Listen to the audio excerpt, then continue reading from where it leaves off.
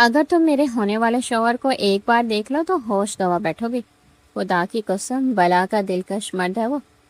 आलिशा उसे जबरदस्ती बाजू से पकड़कर दीवान खाने की तरह घसीटती हुई लाई तो सामने सोफे पर बराजमान ताबिश खान को देखकर उसके कदम जमीन में प्योस हो गए। 3 साल कबल यही शख्स उससे जबरदस्ती निकाह रजाकर रात भर उस पर शिद्दतें लौटाता रहा और फिर उसे सड़क पर फेंक गया। वह तड़पती और भटकती हुई आलिशा के घर पर पहुंचे, जहां उसे छत मिली। ताबिश शश्तर सा उसकी जानिब लपका, मगर वो भागकर अपने कमरे में चली गई। आधी रात को ताबिश चुपके से उसके कमरे में दाखिल हुआ।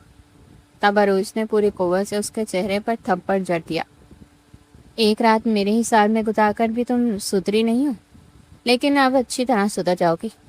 उसने अरूज को बिस्तर पर पटका और इस पर मुसल्लत होने ही लगा था कि एक मासूम बच्चे के बिलबिलाने की आवाज़ पर वो वहीं बुत बन गया। ये किसका बच्चा?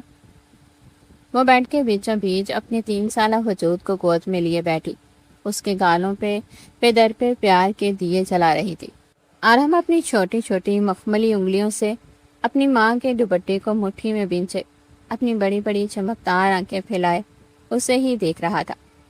अरूज के चेहरे पे ममता की एक धीमी सी मुस्कुराहट उभरी थी, जो सिर्फ उसी के एक वजूद के लिए मखसूस थी। मेरे तारे ने आज दूध भी नहीं पूरा पिया और अब देखो कैसे शरारत सूझ रही है मेरे बेटू को। पापा बोल के दिखाओ ना मम्मा को, जैसे कल रात बोल रहे थे।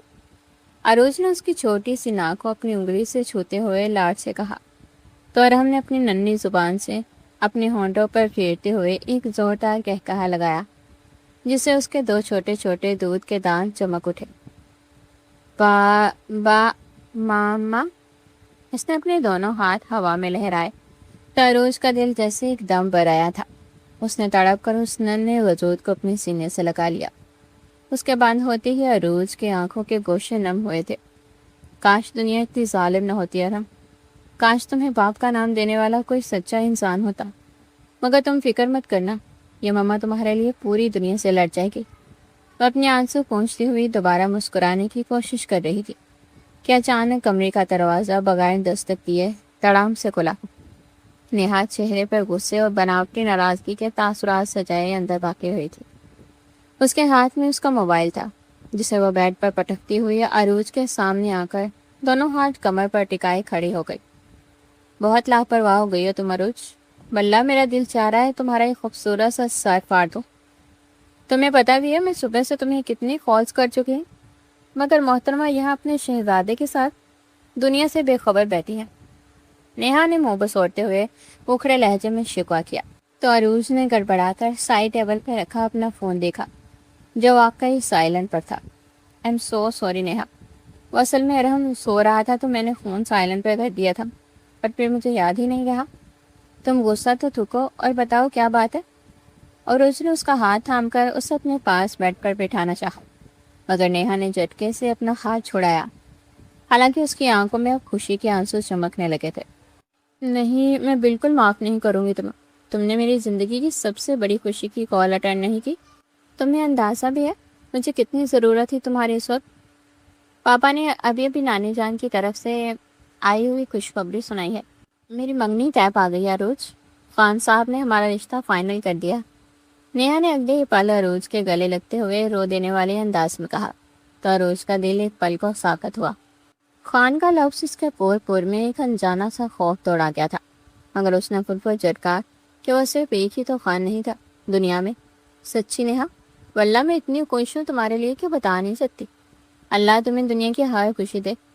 अरूज ने उसे खुद से अलग करते हुए उसके गाल चूमे तो नेहा शर्म से लाल होती हुई अपने बाल कान के पीछे उड़सने लगी। तो मेरे फियांसी को देखोगे तो पागल हो जाओगे। वल्ला इतना हैंडसम है ना। वो अभी नीचे लाउंज में पापा के साथ बैठे हैं, चलो मेरे साथ, तुम इनसे मिलवाओ। नेहा ने उसका हाथ पकड़कर जबरदस्ती खींचा तो अरूज ने मुस्कुराते हुए अपने कपड़े दुरुस्त किए और अरहम को बेड पर तकियों के हिसाब में छोड़ती हुई उसके पीछे चल पड़ी, ये जाने बगैर के नीचे लाउंज में उसकी ज़िंदगी का सबसे बड़ा सितमगर उसका मुंतज़िर था। नेहा उसका हाथ थामे तकरीबन दौड़ती हुई सीढ़ियों से नीचे उतर रही थी, जबकि अरूज के चेहरे पे अपनी दोस्त की इस खुशी को देखकर एक धीमी और पुरसुकून मुस्कुराहट सजी थी। لاؤنج کی جانب بڑھتے ہوئے نیہا کی چہکتی ہوئی باتیں مسلسل فضا میں گونج رہی تھی، مگر جیسے ہی ان کے قدم لاؤنج کی دہلیز پہ رکے، عروج کے چہرے سے وہ دھیمی مسکراہٹ ایک پل میں ایسے غائب ہوئی جیسے کبھی تھی ہی نہیں۔ سامنے صوفے پر براجمان شخص سفید گلف لگے سوٹ میں ملبوس، ایک ہاتھ میں چائے کا کپ تھامے، نیہا کے پاپا کی کسی بات پر اسبات میں سر ہلا رہا تھا۔ اس کے چہرے کا روب، وہ گنی تراشی ہوئی داڑھی اور اس کے بیٹھنے کا مخصوص مغرور انداز کچھ ایسا تھا جو دیکھنے والے کی سانسیں روک دے۔ عروج کی نظر جیسے ہی اس کے چہرے پر پڑی، اس کے پیروں تلے سے سچ مچ زمین سرک گئی۔ اس کا پورا وجود برف کے مان ٹھنڈا پڑ گیا اور دل کی دھڑکن اس کے اپنے کانوں میں ڈول کی طرح بجنے لگی۔ تابش خان نے چائے کا کپ ٹیبل پہ رکھتے ہوئے لاپرواہی سے ایک نظر سامنے دیکھا، مگر سامنے کھڑی وجود کو دیکھتی اس کے ہاتھ کی انگلیاں وہیں جم گئی۔ اس کی گہری اپامی آنکھیں ایک دم پھیلی اور چہرے کے تاثرات سیکنڈ میں سویں حصے میں سخت ہوئے۔ اس نے صوفے کی پشت سے ٹیک ہٹائی اور بالکل سیدھا ہو کر بیٹھ گیا۔ اس کی نظریں عروج کے چہرے پر ایسے گڑ گئیں جیسے وہ کوئی ہیولا دیکھ رہا ہو۔ اس کے اندر ایک عجیب سا طوفان اٹھا تھا جسے وہ اپنے چہرے پر لانے سے قاصر تھا، مگر اس کی آنکھوں میں ابھرنے والی حیرت اور بے چینی صاف دیکھی جا سکتی تھی۔ عروج کو لگا جیسے اس کا دم گھٹ رہا ہو، کمرے کی ساری ہوا یکدم ختم ہو گئی ہو۔ اس کے ہاتھ کانپنے لگے اور اس نے نیہا کی گریب سے اپنا ہاتھ ایسے چھڑایا جیسے کسی نے اسے جلتی ہوئی آگ سے چھو دیا ہو۔ اس کا رنگ بالکل پیلا پڑ چکا تھا اور آنکھوں میں ایک ہولناک سا خوف اور وحشت لہرانے لگی تھی۔ وہ ایک قدم پیچھے ہٹی، اس کا سانس اکھڑنے لگا تھا۔ عروج، کیا ہوا؟ نیہا نے اس کا اترتا ہوا چہرہ دیکھ کر حیرت اور تشویش سے پوچھا، مگر عروج کے پاس اس کے سوال کا کوئی جواب نہیں تھا۔ وہ ایک لفظ بولے بنا ایک دم مڑی اور تقریباً بانکتے ہوئے واپس سیڑھیوں کی جانب بڑھی۔ اس کے قدم لڑکھڑا رہے تھے جیسے وہ ابھی گر جائے گی، مگر وہ بنا پیچھے مڑ کر دیکھے وحشت زدہ انداز میں اپنے کمرے کی طرف دوڑ گئی۔ یہ عروج کو کیا ہوا؟ وہ اس طرح کیوں چلی گئی؟ نیہا نے حیرانی سے پاپا کی طرف دیکھا، جو خود بھی عروج کے اس اچانک اور عجیب و غریب رد عمل پر دنگ رہ گئے تھے۔ سلیم صاحب نے تابش کی طرف دیکھا، جب اپنی جگہ سے کھڑا ہو چکا تھا۔ اس کی مٹھیاں اس کے پہلو میں بری طرح پیچھی ہوئی تھی اور نظریں اسی راستے پر جمی تھی جہاں سے عروج ابھی بھاگ کر گئی تھی۔ اس کے چہرے پہ غصہ تھا، حیرت تھی، یا کوئی پرانا جنون۔ یہ سمجھنا سلیم صاحب کے لیے ناممکن تھا۔ بیٹا تابش، آپ ٹھیک ہیں؟ سلیم صاحب نے اس کی بدلی ہوئی حالت دیکھ کر پوچھا تو تابش نے ایک گہری سانس بھری اور بڑھتے ہوئے اپنے چہرے کے تاثرات کو نارمل کرنے کی ناکام کوشش کی۔ جی انکل، میں بالکل ٹھیک ہوں، بس کچھ یاد آ گیا تھا، اس نے اپنی گمبھیر آواز میں کہا، مگر اس کی نظریں آپ کی سیڑھیوں کے اس موڑ پہ تھی جہاں اس کا دل چاہ رہا تھا کہ وہ ابھی سب کچھ چھوڑ کر اوپر جائے اور اس وجود کو اپنے سامنے کھڑا کر کے پوچھے کہ وہ یہاں کیا کر رہی ہے۔ نیہا اور اس کے پاپا تابش کے اس بدلے ہوئے انداز اور عروج کے یوں اچانک بھاگ جانے پر شدید الجھن کا شکار ہو چکے تھے۔ نیہا نے الجھے ہوئے قدموں سے کمرے میں قدم رکھا کو سامنے کا منظر اس کے دل کی دھڑکنیں تیز کر گیا۔ عروج بیڈ کی پشت سے سر ٹکائے گھٹنوں میں سر دیے بری طرح سسک رہی تھی۔ اس کا پورا وجود کسی پتے کی مانند لرز رہا تھا، جیسے کوئی بہت بڑا طوفان اس کے اندر برپا ہو چکا ہو۔ آرم اپنی دھن میں بیٹھ کے ایک کونے میں کھلونے سے کھیل رہا تھا۔ وہ اپنی ماں کی اس حالت سے بالکل بے خبر تھا۔ عروج، خدا کے لیے بتاؤ تو کیا ہوا ہے؟ تم نیچے اس طرح تابش کو دے کر بھاگ کیوں آئی؟ کیا تم اسے پہلے سے جانتی ہو؟ یہ کچھ اور بات ہے۔ نیہا نے اس کے پاس بیٹھتے ہوئے تڑپ کر اس کے شانے کو چھوا، مگر عروج نے تڑپ کر اپنا رخ موڑا اور سسکیاں اس کے حالت میں پھنسنے لگی۔ اس کے ذہن کے پردے پر تابش شان کا وہ چہرہ گھوم رہا تھا جب نیہا کا مگیتر بن کر اس حویلی میں داخل ہو چکا تھا۔ وہ خوف اور رات، وہ ستم گری، سب کچھ ایک دم سے اس کے سامنے زندہ ہو گیا تھا۔ کچھ نہیں نیہا، خدا کے لیے مجھے اکیلا چھوڑ دو، میں ابھی کسی سے بات نہیں کرنا چاہتی، پلیز چلی جاؤ یہاں سے، عروج نے کانپتی ہوئی آواز میں التجا دی۔ اس کی بڑی بڑی آنکھوں سے آنسوؤں کی سیلاب بہہ کر اس کے گالوں کو بھگو رہے تھے۔ اس کی آواز میں جنجلاہٹ سے زیادہ ایک خوفناک وحشت تھی۔ جس نے نیہا کو مزید پریشان کر دیا۔ عروج، تم میری سب سے اچھی دوست ہو، میری بہنوں جیسی ہو، تم اس طرح بغیر وجہ کے اتنی بری طرح رو رہی ہو اور میں تمہیں اکیلا چھوڑ دوں؟ تابی سے ملنے کے بعد تمہاری حالت جو ہوئی، مجھے جواب چاہیے عروج۔ نیہا نے اصرار کرتے ہوئے اس کا چہرہ اپنی طرف کرنا چاہا، مگر عروج نے شدت سے اپنا سر جھٹکا۔ نہیں جانتی میں کسی کو، میں نے کہا نا مجھے اکیلا چھوڑ دو، میرا دم گھٹ رہا ہے نیہا۔ اگر تم مجھے اپنی دوست مانتی ہو تو اس وقت میرے کمرے سے باہر چلی جاؤ۔ عروج نے اپنے دونوں ہاتھوں سے اپنے کان بند کر لیے اور کسی سہمے ہوئے بچے کی طرح بیڈ پر سمٹ گئی۔ اس کی حالت دیکھ کر نیہا کا دل بھی بھر آیا۔ وہ سمجھ گئی کہ اس وقت زبردستی کرنا فضول ہے۔ عروج کا زخم کوئی بہت گہرا ہے جس پر وہ بات نہیں کرنا چاہتی تھی۔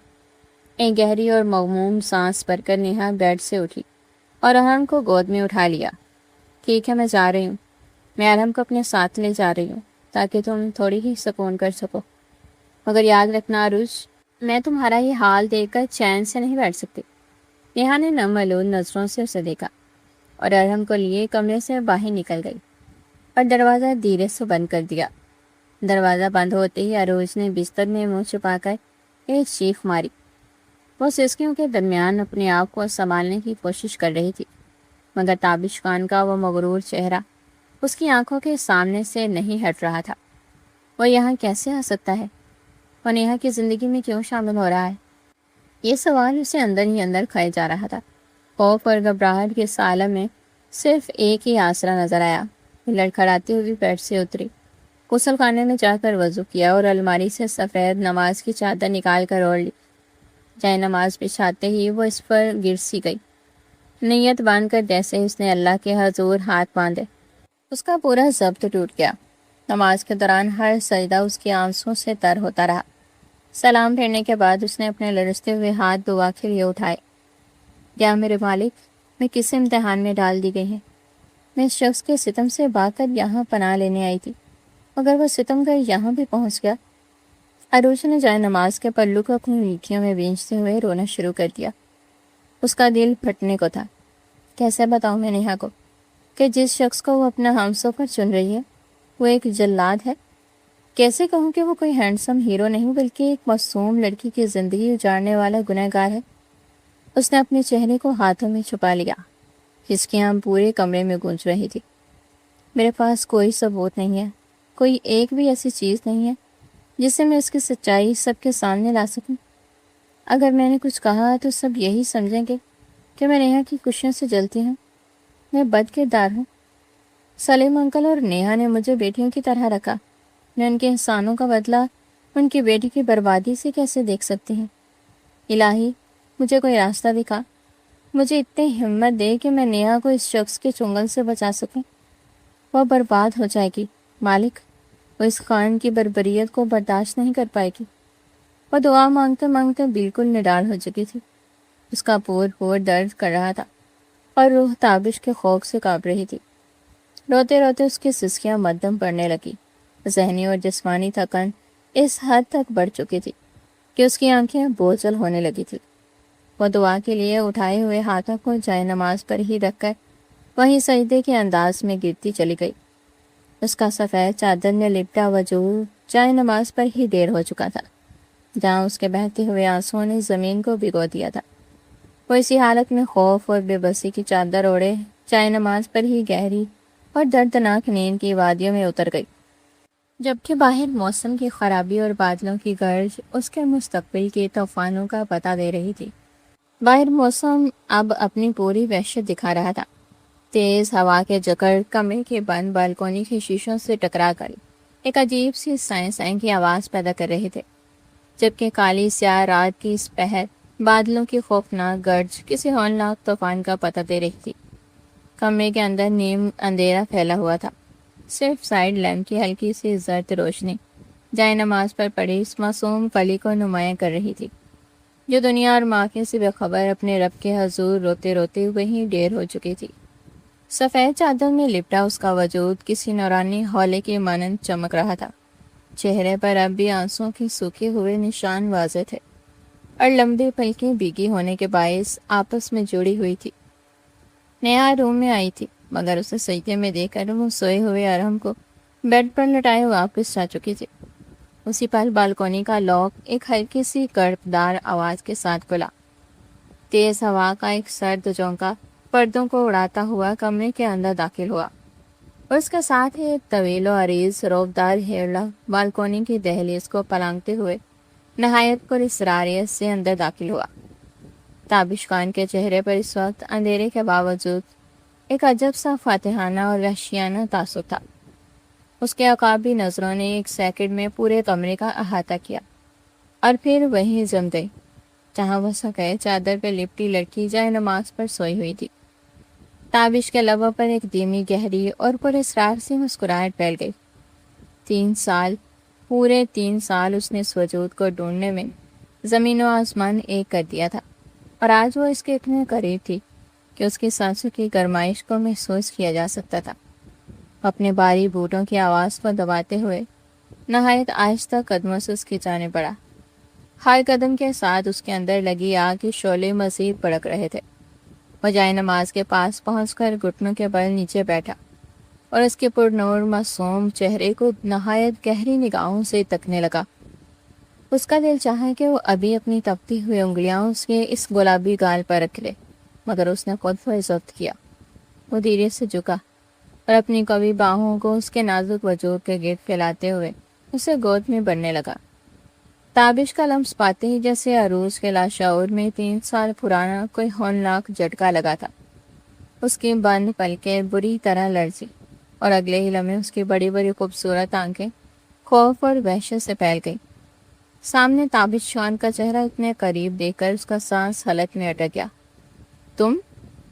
اس کے حلق سے ایک چیخ نکلنے ہی والی تھی کہ تابش نے اپنا بھاری ہاتھ اس کے لبوں پر رکھ دیا، مگر عروج اس وقت اپنی جان کی پرواہ کیے بغیر کسی زخمی شیرنی کی طرح تڑپی۔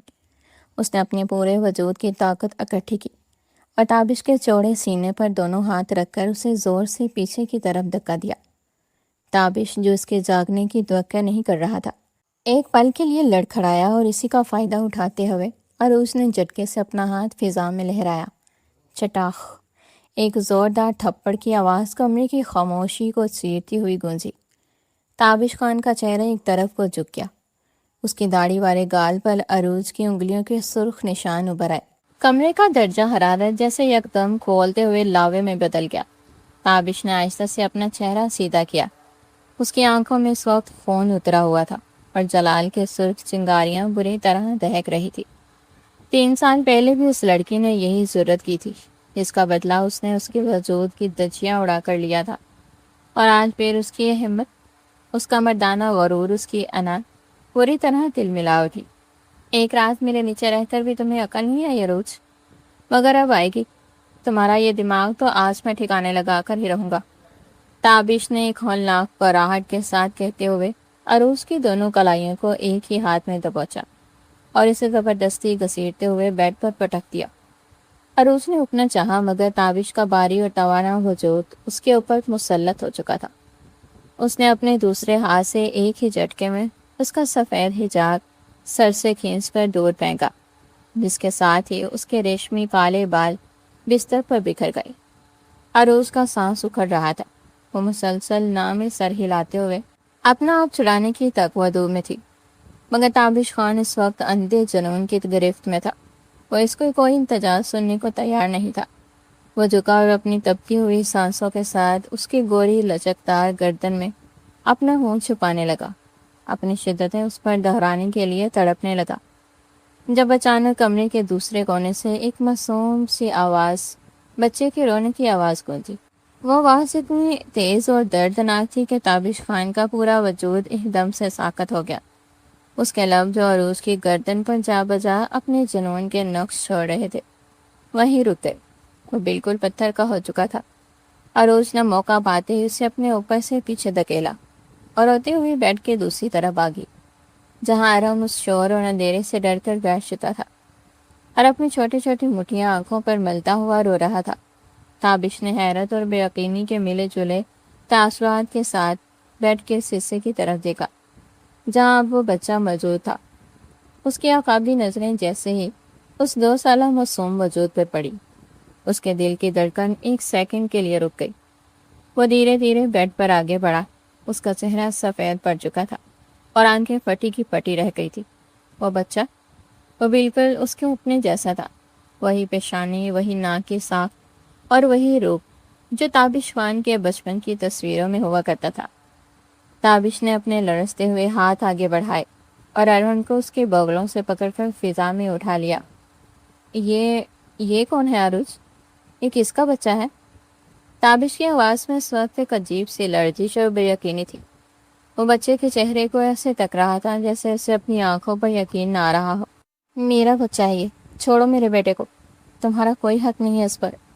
عروج نے چیختے ہوئے اس کے ہاتھوں سے ارون کو چھیننا چاہا، مگر تابش نے اسے ایک ہاتھ سے پیچھے کرتے ہوئے ارون کو اپنے چوڑے سینے سے لگا لیا۔ جیسے ہی ارون کا معصوم وجود تابش کے دل کے پاس پہنچا، تابش کے اندر کا باغ جاگ اٹھا۔ کون نے کون کو پکارا تھا؟ اسے کسی ثبوت کی، کسی گواہی کی ضرورت نہیں تھی۔ یہ بچہ اسی کا خون تھا، اسی کا وارث تھا، جو عرصے سے اس دنیا میں اس کے نام کے بغیر جی رہا تھا۔ میرا بیٹا، میرا خون ہے یہ۔ تابش نے ارون کے گالوں پر اپنے کھردری انگلیاں پھیری تو ارون نے روتے روتے اپنے معصوم آنکھیں کھول کر تابش کو دیکھا۔ جانے اس لمس میں کیا جادو کر کے بچے کا رونا آہستہ آہستہ کم ہونے لگا اور وہ اپنی چھوٹی انگلی سے تابش کی گنی داڑھی کو چھونے لگا۔ تابش کے لبوں پر ایک بے ساختہ سچی اور جذباتی مسکراہٹ ٹکری۔ وہ عروج کی طرف سے بالکل لاپرواہ ہو چکا تھا۔ اس کی دنیا اب اس بچے کے گرد گھومنے لگی تھی۔ ارے واہ، تم تو بالکل اپنے بابا کر گئے ہو، شیر کو تو دیکھو تو ذرا، غصہ بھی بالکل میرے جیسا ہے۔ تابش نے ارون کو بیڈ پر اپنے سامنے بٹھاتے ہوئے لاڑ سے اس کے چھوٹے سے ہاتھ کو چوما، جیسے وہ عروج کی موجودگی کو بالکل بھول چکا ہو۔ ارون اب تابش کے کوٹ کے بٹنوں کے ساتھ کھیلنے میں مگن ہو گیا تھا۔ اسے اس اجنبی مرد میں ایک عجیب سا تحفظ محسوس ہو رہا تھا۔ عروج بیڈ کے کونے پر کھڑی زہر آلود اور نفرت سے بری نگاہوں سے اس شخص کو دیکھ رہی تھی جس نے اس کی زندگی برباد کی تھی اور اب اس کا سب سے قیمتی سرمایہ بھی چھین رہا تھا۔ تابش خان، میرا بیٹا مجھے واپس کرو۔ تمہاری ہمت کیسی ہوئی اسے ہاتھ لگانے کی؟ اسے نیچے اتارو، میں کہہ رہی ہوں۔ عروج نے تڑپ کر اپنا ہاتھ آگے بڑھایا، مگر تابش نے نہایت لاپرواہی سے اس کی طرف دیکھا۔ اس کے چہرے پر اب وہ جلاد والا روپ نہیں بلکہ ایک مغرور باپ کا مان تھا۔ تمہارا بیٹا؟ تابش نے ایک ابروز کھا کر طنزیہ انداز میں کہا۔ تم اسے اوپر سے پیدا کر کے لائی ہو کیا عروج؟ آیا تو یہ میری وجہ سے ہی ہے نا اس دنیا میں۔ میرا خون ہے یہ، خان حویلی کا اکلوتا وارث، اور تم کہہ رہی ہو میں اسے ہاتھ نہ لگاؤں؟ اس کی گفتگو اس قدر بے باک اور سچائی پر مبنی تھی کہ عروج شرم و غصے سے پانی پانی ہو گئی۔ تم ایک گھٹیا اور ستمگر انسان ہو تابش خان۔ تم نے 3 سال پہلے مجھے ایک رات کے لیے استعمال کر کے سڑک پر پھینک دیا تھا۔ میں در در کی ٹھوکریں کھاتی رہی۔ اس معصوم کو میں نے پالا ہے، اپنی جان چکا کر اسے بڑا کیا ہے۔ تمہارا کوئی رشتہ نہیں اس سے۔ جاؤ یہاں سے، نکل جاؤ میرے کمرے سے، ورنہ میں شور مچا دوں گی اور سب کو تمہاری حقیقت بتا دوں گی۔ عروج نے اپنے آنسو پہنچتے ہوئے پورے زور سے چیخ کر کہا۔ اس کا بس نہیں چل رہا تھا کہ وہ تابش کا گلا دبا دے۔ شور مچاؤ گی؟ تابش نے گہرا قہقہہ لگایا جو کمرے کی دیواروں سے ٹکرا کر واپس آیا۔ مچاؤ شور؟ بلاؤ سلیم صاحب کو، بلاؤ اپنی اس دوست نیہا کو۔ انہیں ابھی تو پتہ چلے کہ جس لڑکی کو انہوں نے مظلوم سمجھ کر اپنے گھر میں پناہ دی وہ دراصل تابش خان کی منکوہا ہے، اور یہ بچہ کسی ناجائز تعلق کا نہیں بلکہ میرا قانونی وارث ہے۔ مگر کیا حال ہوگا تمہاری دوست کا یہ جاننے کے بعد کہ اس کے مگیتر اس کی دوست کا منکوہ ہے؟ تابش کی یہ دھمکی عروج کے دل پر تیر کی طرح لگی۔ وہ چاہ کر بھی اپنا منہ نہیں کھول سکتی تھی کیونکہ وہ نیہا کی خوشی کو فی الحال ان حالات میں برباد نہیں کرنا چاہتی تھی، گھر برباد نہیں کرنا چاہتی تھی۔ تم بہت برے ہو تابش، بہت برے ہو تم۔ عروج گھٹنوں کے بال بستر پر گر کر سسکنے لگی۔ اس کی بے بسی اس وقت عروج پر تھی۔ تابش نے ارون کو دیکھا جو اب تابش کی گود میں سر ٹکائے دوبارہ اونگ رہا تھا۔ تابش نے نہایت نرمی سے اسے بستر کے بیچ میں لٹایا اور اس پر کمبل ڈال دیا۔ پھر اس کا رخ عروج کی طرف ہوا جو اب بھی رو رہی تھی۔ تابش کے چہرے پر ایک سخت اور محیط تاثر ابھرا۔ اب بہت ہو گیا رونے دھونے کا ناٹک، چپ چاپ اس بیڈ پر سیدھی طرح لیٹ جاؤ۔ تابش نے حکم دینے والے لہجے میں کہا تو عروج نے جھٹکے سے سر اٹھایا۔ میں تمہارے ساتھ نہیں لیٹوں گی، تم ایک نامحرم ہو میرے لیے، تم نے مجھے طلاق دے دی تھی۔ عروج نے نفرت سے کہا، نامحرم؟ تابش نے اس کا بازو پکڑ کر اسے جھٹکے سے بیڈ کی طرف کھینچا۔ میں نے تمہیں کوئی طلاق نہیں دی تھی عروج، تم آج بھی اس وقت بھی میری بیوی ہو، اور اگر تم نے ایک لفظ بھی مزید بولا تو میں اس بچے کو ابھی اسی وقت یہاں سے اٹھا کر لے جاؤں گا، اور تم ساری زندگی اس کی شکل دیکھنے کے لیے ترسو گی۔ تابش کی سولناک دھمکی نے عروج کے سارے طبق روشن کر دیے۔ وہ اپنے بچے کو کھونے کی تصور سے ہی مرنے والی ہو گئی۔ خدا کے لیے ایسا مت کرنا، میں لیٹتی ہوں، پلیز میرے بچے کو مجھ سے مت چھیننا۔ عروج نے کانپتے ہوئے اپنے ہاتھ جوڑے اور ڈر کے مارے چپ چاپ ارہن کی دوسری طرف بیڈ پر لیٹ گئی۔ اس کا رخ اپنے بیٹے کی طرف تھا اور پوچھتے تابش کی طرف۔ تابش خان کے لبوں پر ایک فاتحانہ مسکراہٹ ابھری۔ وہ خود بھی بیڈ پر لیٹ گیا اور ارہن کے اوپر سے اپنا مضبوط اور بھاری بازو پھیلاتے ہوئے عروج کے کمر کے گرد حمائل کر دیا ہے۔ اسے اپنے آنگن حصار میں لیتے ہوئے عروج خوف اور نفرت سے لرز کر رہ گئی، مگر اپنے بیٹے کی فاتح و اس ستم گر کے حصار میں رہنے پر مجبور تھی، جبکہ باہر طوفان اب مزید شدت اختیار کر چکا تھا۔ صبح کی پہلی کرن کھڑکی کے پردوں کو چیرتی ہوئی کمرے کے اندر داخل ہوئی تو رات کا وہ ہولناک طوفان اب تھم چکا تھا، مگر عروج کے اندر کا طوفان ابھی برقرار تھا۔ وہ رات بھر تابش خان کے اس لوہے جیسے مضبوط حصار میں سسکتی رہی تھی، اور اب جب اس کی بوجھل آنکھیں کھولی تو سب سے پہلے اس کی نظر اپنے بالکل برابر منہ سوئے تابش خان کے چہرے پر پڑی۔ سوتے ہوئے وہ شخص سچ مچ بالکل بدل چکا تھا۔ اس کے چہرے پہ وہ درندگی اور وحشت اور وہ مغرور تاثرات کہیں غائب تھے۔ بستر پر وہ بالکل سیدھا لیٹا گہری سانسیں لیتا۔ وہ اس وقت بلا کا معصوم اور پرسکون لگ رہا تھا، وہی چہرہ جو جاگتے میں جلاد بن جاتا تھا اس وقت کسی معصوم بچے کے مان کرنور لگ رہا تھا۔ عروج نے چند سیکنڈ کے لیے بساطا اس کے معصوم روپ کو دیکھا، مگر اگلے ہی پل 3 سال پہلے کا ظلم یاد آتے ہی اس کی آنکھوں میں نفرت کے انگارے دہک اٹھے۔ وہ دھیرے سے اس کی گرفت سے نکلنے کی کوشش ہی کر رہی تھی کہ اچانک کمرے کے لکڑی کے باری دروازے پر زوردار دستک ہوئی۔ دروازہ نوک ہونے کی آواز سنتے ہی عروج کا دل جیسے ہلک ہوا گیا۔ اس کا پورا جسم خوف کے مارے بری طرح لرزنے لگا۔ اگر اسی وقت کسی نے تابش خان کو اس کے کمرے میں دیکھ لیا تو وہ دنیا کو کیا منہ دکھائے گی اور نیہا کو کیا جواب دے گی؟ وہ بدحواسی کے عالم میں تابش کے چوڑے شانے کو ہلا کر اسے اٹھانے لگی۔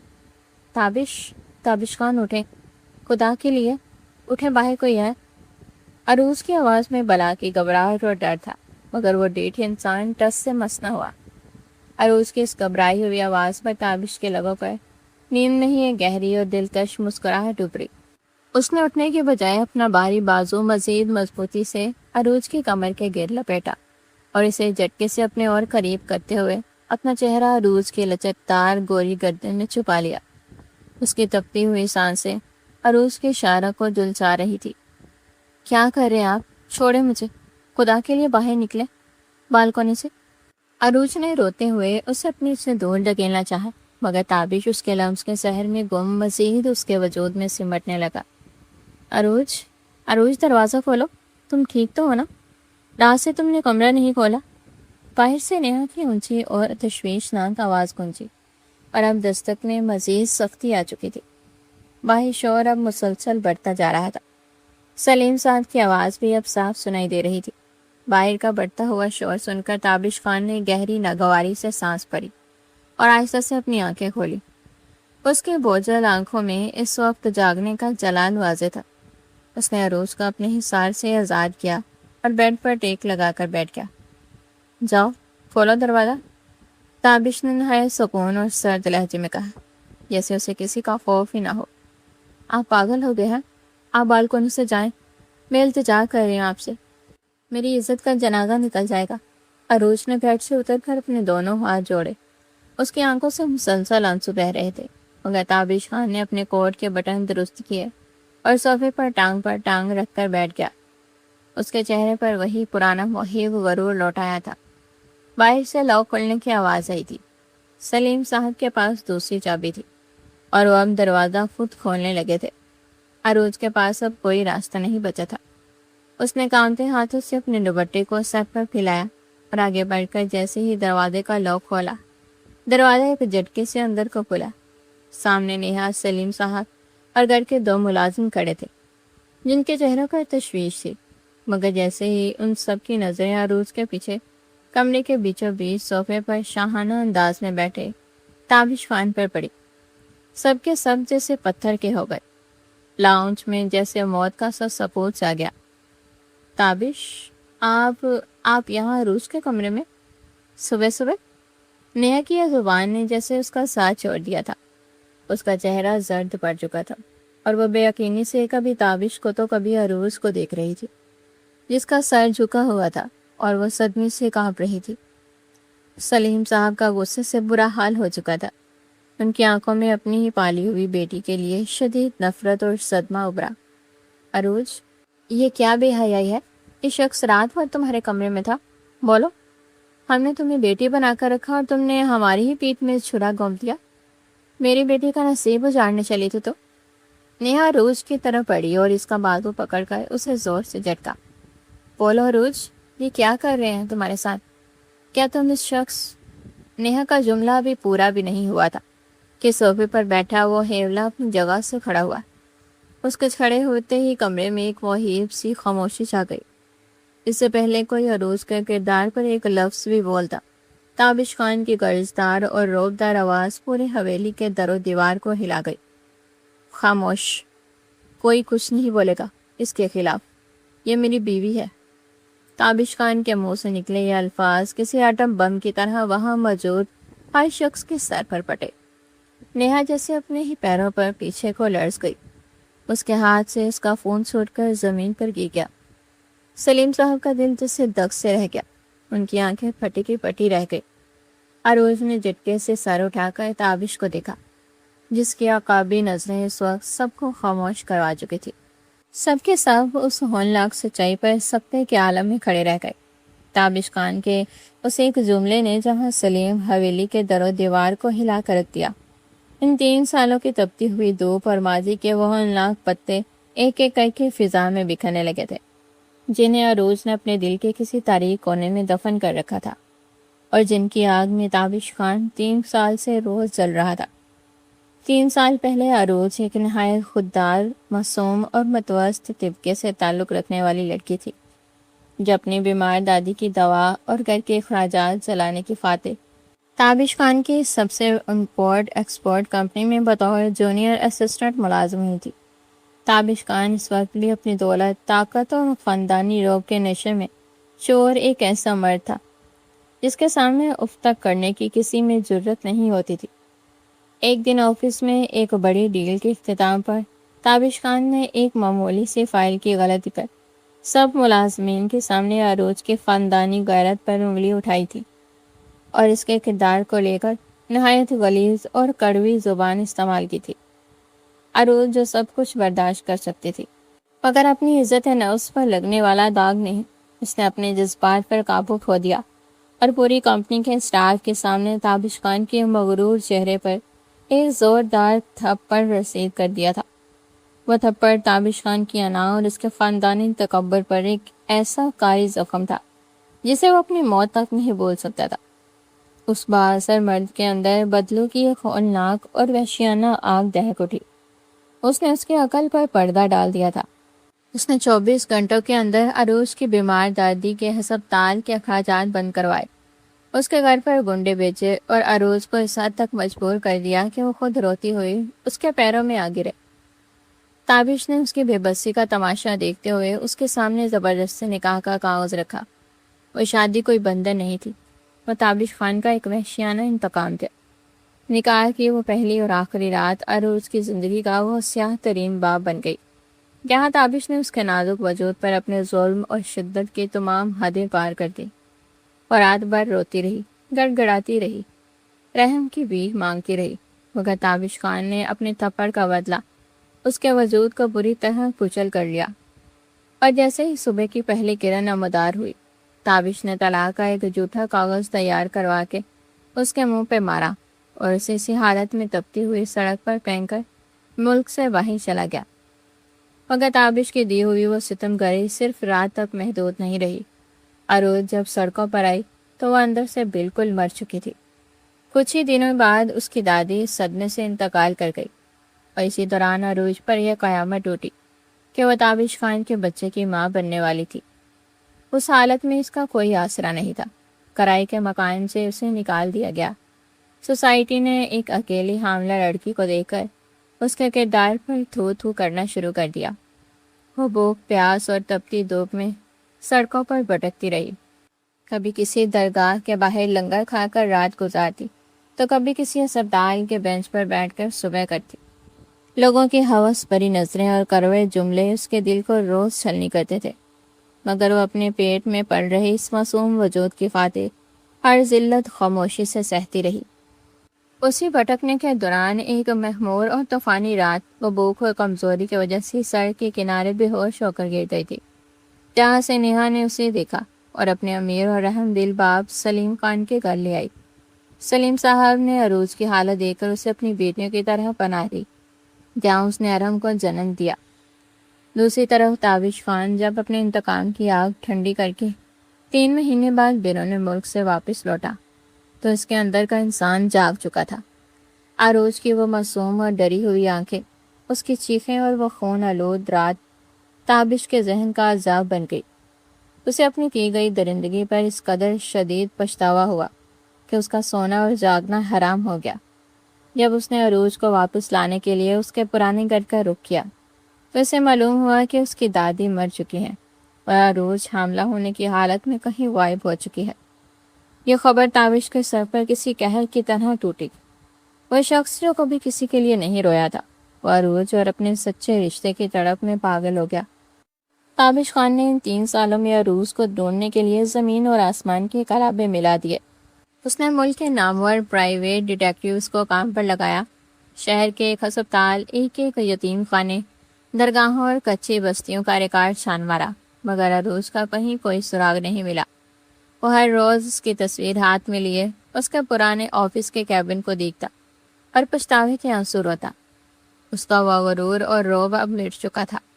اس کے اندر اب صرف اپنے منقوہ کو واپس پانے اور اس سے معافی مانگنے کا ایک جنون تھا، جو وقت کے ساتھ ساتھ بڑھتا ہی جا رہا تھا۔ وہ جگہ جگہ بھٹکا، لوگوں کی منتیں کی، یہاں تک کہ اس نے اپنے کاروبار پر دھیان دینا بھی چھوڑ دیا تھا۔ وہ 3 سال تابش خان کے لیے کسی جہنم کی سزا سے کم نہیں تھے، جہاں وہ اپنے ہی کیے گئے گناہ کی دلدل میں روز دھنستا جا رہا تھا۔ اور خدا کا کرنا ایسا ہوا کہ اسی تلاش کے دوران اس کا رشتہ سلیم صاحب کی بیٹی سے طے پایا۔ یہ جانے بغیر کہ جس وجود کو وہ 3 سال سے دنیا کے کونے کونے میں ڈھونڈ رہا تھا، وہ اسی حویلی کے ایک کمرے میں اپنے اندر ماضی کے سارے زخم چھپائے بیٹھی تھی۔ کچھ عرصے بعد خان حویلی کا سب سے بڑا اور شاہانہ کمرہ اس وقت لال گلابوں اور چنبیلی کے مسور کن خوشبو سے مہک رہا تھا۔ ہر طرف زرد لیمپوں کے مدھم اور رومانٹک روشنی پھیلی ہوئی تھی، جو ماحول میں ایک انوکھا سحر جگا رہی تھی۔ بیڈ کے بالکل بیچوں بیچ عروج سرخ زردی کے باریک عروسی جوڑے میں ملبوس چہرے پر گہرا گونگھٹ ڈالے پیچھے بیٹھی تھی۔ اس کا دل اس وقت ڈول کی طرح بج رہا تھا، ہاتھ برف کے مانند ٹھنڈے پڑ چکے تھے۔ 3 سال پہلے بھی وہ اسی شخص کی منقوہ بنی تھی، مگر تب کی رات اور آج کی رات میں زمین و آسمان کا فرق تھا۔ آج وہ پورے مان عزت اور سلیم صاحب کی دی ہوئی دعاؤں کے ساتھ دھوم دھام سے آئی۔ بارات کے ذریعے تابش خان کے گھر کی ملکہ بن کر لوٹی تھی۔ اس کے بالکل برابر میں بیٹھ کے نرم گدے پر ان کا 3 سالہ معصوم وجود یعنی ارحم شیروانی پہنے اچھل کود کرنے میں مگن تھا۔ وہ اپنے چھوٹے چھوٹے ہاتھوں سے بیڈ پر بکھری گلاب کی پتیوں کو اٹھا اٹھا کر اپنی ماں کے گھونگھٹ پر پھینک رہا تھا اور اپنی ننھی زبان میں کچھ بڑبڑا کر کھلکھلا رہا تھا۔ عروج نے گھونگھٹ کے اندر سے ہی اپنے بیٹے کے اس معصوم روپ کو دیکھا۔ وہ اس کے لرزتے ہوئے دل کو عجب قرار ملا۔ اسی پل کمرے کے لکڑی کے باری دروازے کا لوک ایک دھیمی سی آواز کے ساتھ کھلا۔ عروج کا پورا وجود ایک دم سے سہم کر رہ گیا۔ تابش خان کمرے کے اندر داخل ہوا تو اس کا روح دیکھنے لائق تھا۔ سفید کڑھائی والی شیروانی میں ملبوس کلپ لگی پگڑی، سر پر سجائے وہ اس وقت سچ مچ کسی ریاست کا مغرور شہزادہ لگ رہا تھا۔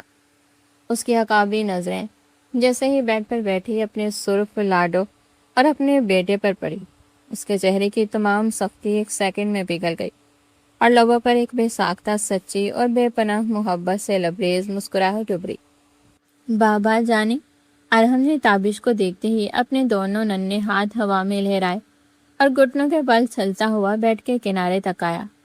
تابش نے آگے بڑھ کر ایک ہی جھٹکے میں اپنے شیر پتر کو اپنی مضبوط باہوں میں بڑھ کر ہوا میں اچھالا، جس پر ارحم کا زبردست قہقہا کمرے میں گونجا۔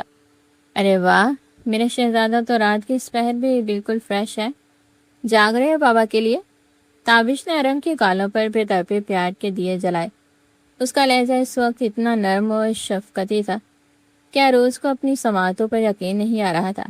تابش ارحم کو گود میں لیے بیڈ پر عروج کے بالکل سامنے بیٹھ گیا۔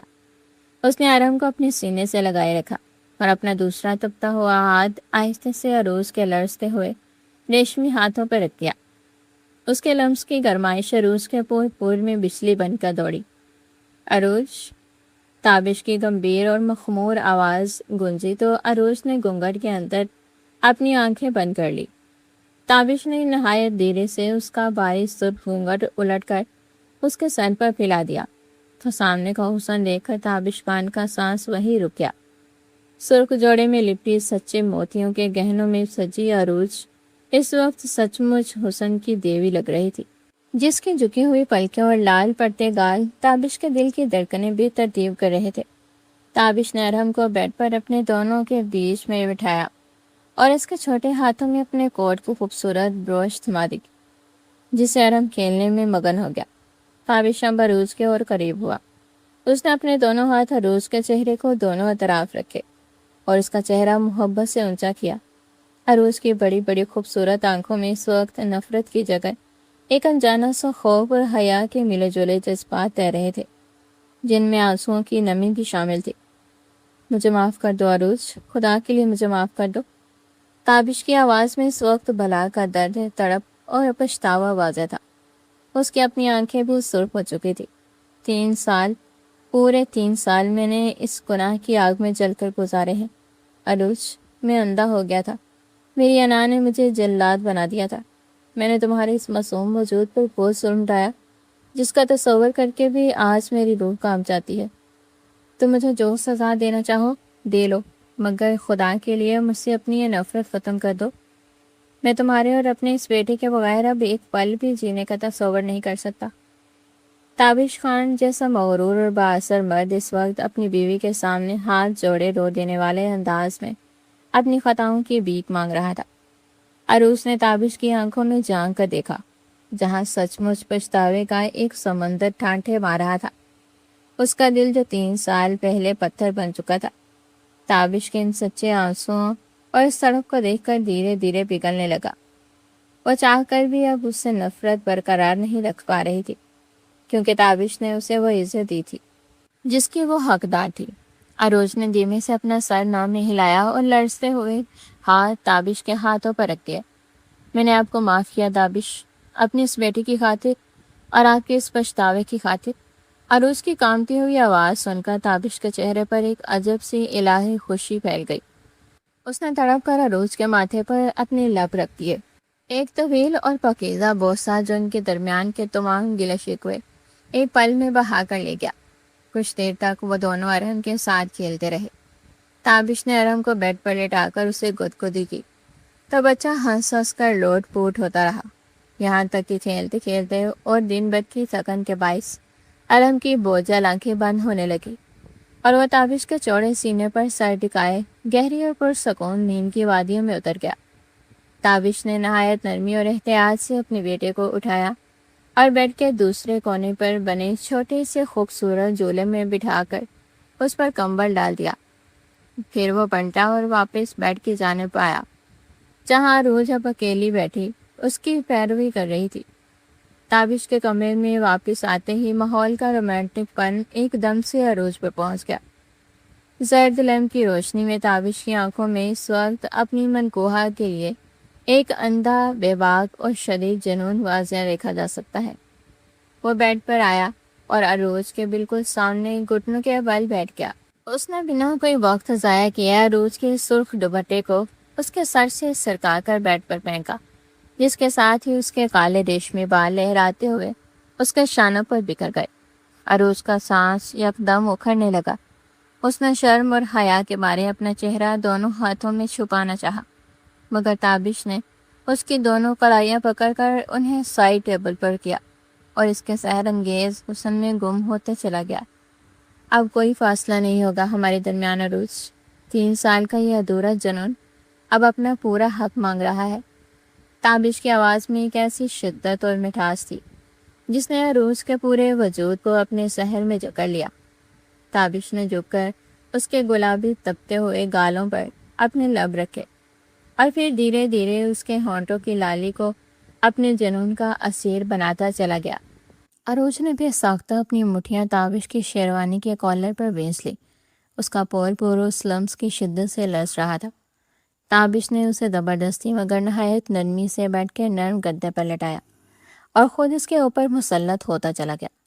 اس کے ہاتھ اب عروج کے عروسی جوڑے کے بند کھولنے میں مصروف تھے، جبکہ اس کے لب عروج کی گوری لچکدار گردن اور شارک پر محبت اور حق جتانے کے جاندار نقش چھوڑ رہے تھے۔ عروج اب خوف سے نہیں بلکہ اپنے شوہر کی اس بے پناہ اور والہانہ محبت کے سحر میں سمرتی جا رہی تھی۔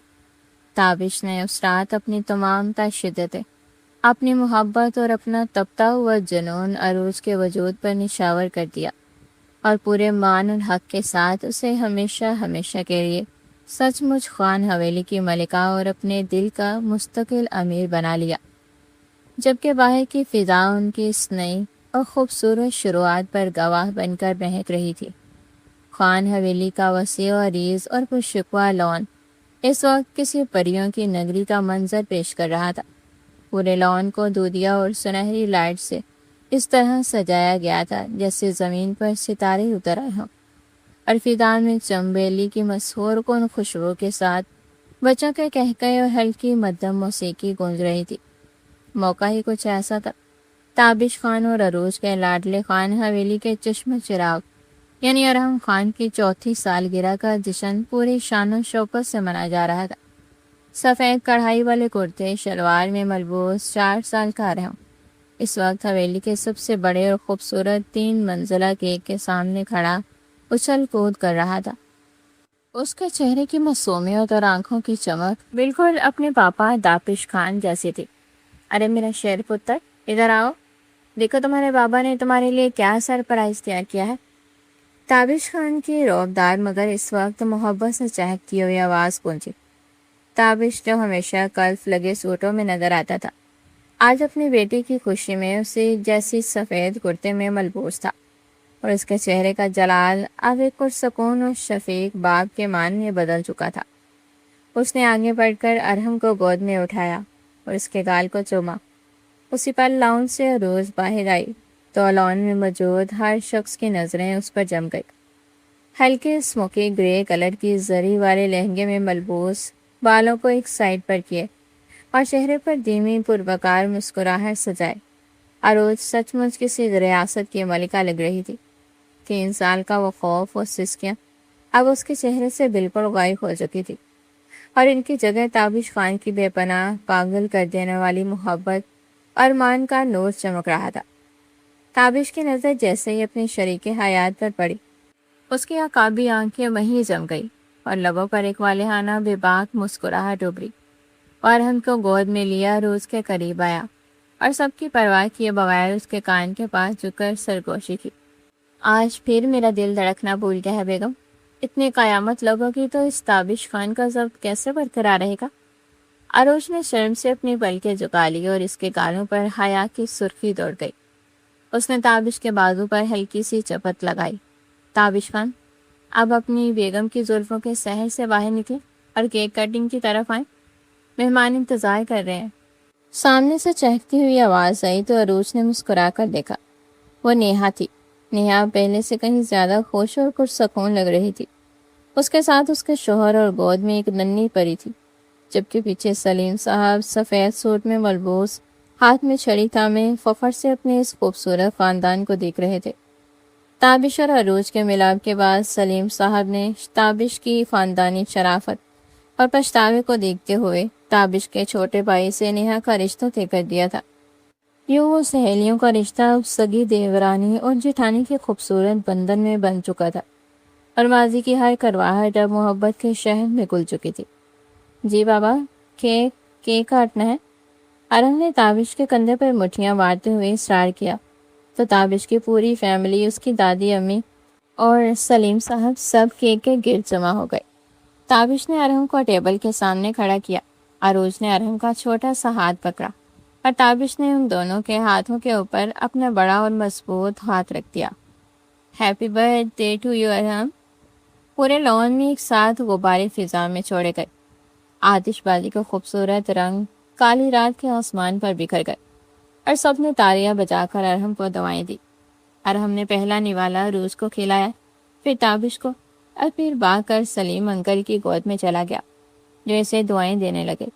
تابش نے موقع پاتے ہی عروج کا ہاتھ اپنی گرفت میں لیا اور اسے کھینچ کر لون کے کونے میں بنے گلاب کے منڈپ کے نیچے لے آیا، جہاں لائٹس ذرا مدھم تھی۔ 3 سال پہلے میں نے سوچا بھی نہیں تھا عروج کہ خدا مجھے اتنی بڑی خوشی اور اتنی خوبصورت زندگی سے نوازے گا۔ میں نے تمہارا دل دکھایا تھا، مگر تم نے مجھے معاف کر کے مجھے کائنات کا سب سے امیر مرد بنا دیا۔ تابش نے عروج کے دونوں ہاتھوں کو اپنے لبوں سے لگایا۔ اس کی آنکھوں میں اس وقت عروج کے لیے سچی عبادت اور جنون تھا۔ میں نے آپ کو نہیں تابش، آپ کے پچھتاوے اور اس بے پناہ محبت کو معاف کیا ہے جو آپ روز مجھ پر نشاور کرتے ہیں۔ عروج نے اپنا سائر تابش کے چوڑے اور محفوظ سینے پر ٹکایا تو تابش نے اپنے دونوں بازو اس کے گرد حمائل کر کے اسے خود میں بیچ لیا۔ دور آسمان پر رنگ برنگی آتش بازی ہو رہی تھی، لون سے ارہم کے ہنسنے کی آوازیں ابھر رہی تھی۔ رات کا فسوں خیر اندھیرا خان حویلی پر چھا چکا تھا، اور زرد لیمپوں کی مدھم روشنی ماحول میں ایک سحر انگیز گرمائش گھول رہی تھی۔ عروج کھڑکی کے پاس کھڑی رات کی ٹھنڈی ہوا کو محسوس کر رہی تھی جب تابش نے نہایت پر اسراریت اور دھیمی قدموں سے آ کر اس کے لچکدار کمر کے گرد اپنا مضبوط بازو لپیٹ لیا۔ اس کے لمس کی شدت اور گردن پر پڑتی تپتی ہوئی سانسوں نے عروج کے پور میں بجلی دوڑا دی۔ 3 سال کی طویل تشنگی اور ویرانی کے بعد آج جب میں تمہیں اپنی یوں سار میں لیتا ہوں تو لگتا ہے میری کائنات مکمل ہو گئی ہے بیگم۔ تابش کی مخمور اور گمبھیر آواز عروج کی شارک کے بالکل قریب گونجی۔ اس نے عروج کا رخ اپنی طرف موڑا، اس کے سر سے دوپٹہ سرکا کر اس کے ریشمی بالوں کو اپنے ہاتھوں میں الجھا لیا۔ عروج نے حیا سے اپنی بیگی پلکیں جھکا لی جنہیں تابش نے نہایت عقیدت اور محبت سے اپنے لبوں سے چھوا۔ آپ نے مجھے صرف اپنا نام نہیں دیا تابش، اپنی روح میں بسایا ہے۔ اب خوف کا کوئی سایہ ہمیں جدا نہیں کر سکتا۔ عروج نے اپنے لرزتے ہوئے ہاتھ تابش کے سینے پر رکھ کر اس کی دھڑکنوں کو محسوس کیا جہاں صرف اس کا نام گونج رہا تھا۔ تابش کے لبوں پر ایک بے باک اور والہانہ مسکراہٹ ڈوب گئی۔ اس نے بنا کسی فاصلے کے عروج کو اپنی باہوں میں بھر کر بیڈ کے نرم گدے پہ لٹایا اور اس کے چہرے کی لالی کو اپنے جنون کا اسیر بنانے لگا۔ کمرے کی فضا ان کی تپتی ہوئی سانسوں، بے پناہ محبت اور ابدی قربت سے مہکنے لگی۔ وہ رات ان کے تمام ادھورے جسموں کی تکمیل اور محبت کی نئی خوبصورت سحر کی ضامن بن چکی تھی۔